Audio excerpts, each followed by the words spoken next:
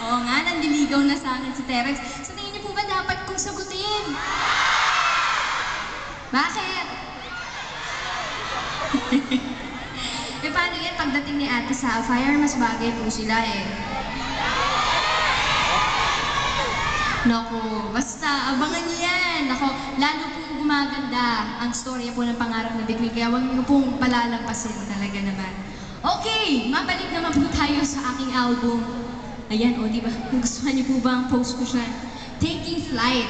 Meron po siyang 11 songs, all original songs po yan. So talaga pong sulit na sulit at sana po ay magustuhan niyo naman. Okay, ito po nga, hello! Si Ate Rose at si Ate Mitzi. Kailan ba yung birthday mo? Okay, October 25, belated. Ay, ano na bang date ngayon?